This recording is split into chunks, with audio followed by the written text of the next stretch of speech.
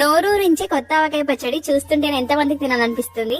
సంవత్సరానికి సరిపడా పచ్చడి పెట్టడానికి ఇంకా టైం ఉంది కాబట్టి అప్పటికప్పుడు 1-2 కాయలతో కూడా పచ్చడి పెట్టుకునేలాగా ముక్కలు కొలతలతోటి పచ్చడి ఎలా పెట్టుకోవాలి ఈ వీడియోలో చూపిస్తున్నానండి. జస్ట్ ఒక 20 నిమిషాల్లో పచ్చడి పెట్టొచ్చండి. దానికోసం ఒక 2 మామిడికాయలు తీసుకున్నాను పుల్లటివి. వీటిని కప్పు కొలతలతో కొలుచుకుంటే 2 కప్పుల వరకు వచ్చాయండి మెజరింగ్ కప్స్ తోటి. 2 కప్పుల మామిడికాయ ముక్కలకి 1/2 కప్పు వరకు కారాన్ని వేసుకోండి. 1/2 కప్పు కొద్దిగా తగ్గించి ఉప్పు వేసుకోండి. 3 టేబుల్ స్పూన్ల వరకు పచ్చివే ఆవాలు మిక్సీ పట్టిన పొడి వేసుకోవాలి. అలాగే 1 టేబుల్ స్పూన్ వరకు జీలకర్ర మెంతుల్ని వేయించి పొడి కొట్టింది పొడి వేసుకోవాలన్నమాట.